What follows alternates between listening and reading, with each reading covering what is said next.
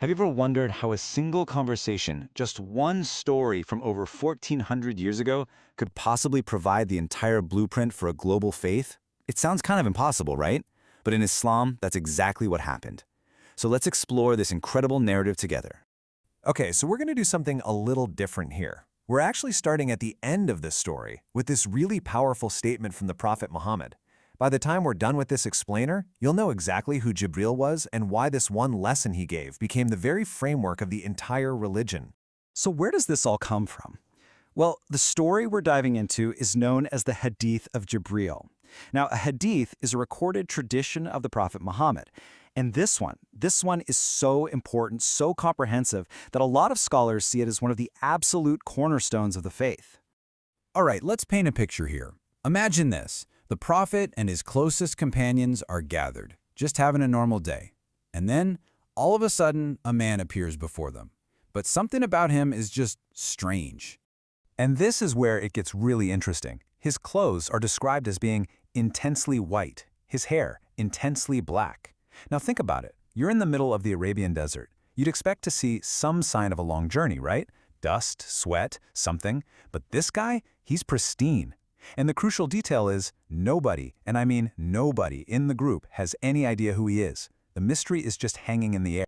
And then, without any hesitation, he acts with this incredible confidence. He walks straight up to the Prophet, sits down so close that their knees are literally touching, and places his palms on the Prophet's thighs. It's the posture of a student who is incredibly serious, ready to learn. He's clearly there on a mission. So this stranger is the one who breaks the silence. And his first question gets right to the point, addressing the most visible, the most tangible part of the faith, the physical actions that actually define a Muslim. He just says, simply, "O Muhammad, tell me about Islam." He's asking for the absolute fundamentals, the bedrock of what it means to practice this religion.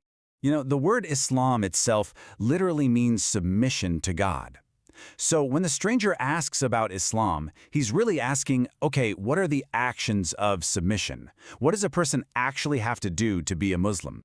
And the Prophet's answer is a list that's become famous all over the world, the 5 pillars. First, you have the testimony of faith.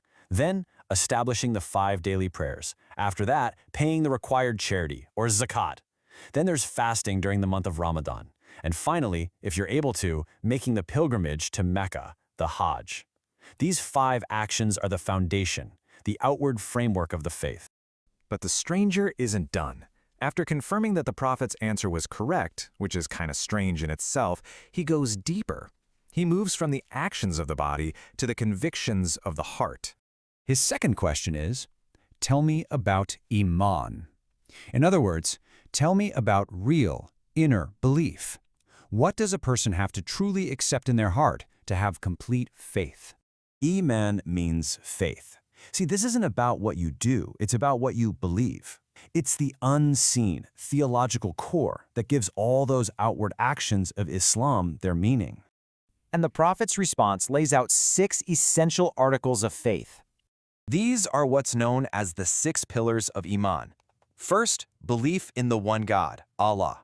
Then, belief in His angels. Next, belief in the divine books He revealed, like the Torah, the Gospel, and the Quran. Then, belief in all of His messengers, from Abraham and Moses to Jesus and Muhammad. After that, belief in a final day of judgment. And finally, belief in the divine decree, the idea that everything, both the good and the bad, happens according to God's ultimate plan. So once again, the stranger confirms the answer is correct, and then he asks his final and most profound question. This one isn't about actions or beliefs, but about the quality and consciousness with which you live your faith. It's about achieving spiritual excellence. He asks, tell me about Ihsan. Now, this can be translated as perfection or excellence. He's basically asking, what's the highest possible state a worshiper can reach? And the Prophet's answer, it's just beautiful. It's so simple, but it's incredibly deep. He says, Ihsan is to worship God as if you see Him. And even though you can't see Him, you act with the certainty that He sees you. Wow, it's all about having this constant living awareness of God's presence. So scholars have kind of broken this down into 2 levels. The highest level is acting out of this profound feeling that you are literally in God's presence, almost as if you can see Him.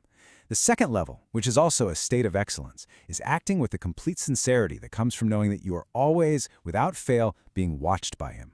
It's really the ultimate form of mindfulness. So after asking one final question about the signs of the last day, the mysterious man just gets up and leaves, just like that. The companions are left completely stunned. I mean, who was this guy? He asked questions like a student, but he confirmed the answers like a master. After a little while, the Prophet turns to his companion Omar and asks him, "Oh Omar, do you know who our visitor was?" And Omar, like everybody else, is clueless. He just says, "Allah and his messenger know best." And then comes the big reveal. The Prophet announces that the stranger was none other than Jibril, the angel Gabriel, the very same angel who delivered God's revelations. He came in the form of a man not to learn, but to teach them their entire religion in one concise, unforgettable lesson. And that's exactly why this one hadith is so vital. It seamlessly connects the outward actions, Islam, the inward beliefs, Iman, and the highest spiritual state, Ihsan. It's so foundational that scholars have even called it Sunnah, which means the mother of the prophetic tradition, because pretty much all of Islamic teaching can be traced right back to these three fundamental degrees. So just think about that. Through a simple question and answer session, an angel in human form laid out a complete spiritual roadmap. It's a map that guides a believer from the very first step of outward practice to the depth of inner conviction and all the way to the peak of spiritual excellence. It leaves us with a pretty fascinating question. What is the power of a single narrative that it can so perfectly frame an entire faith?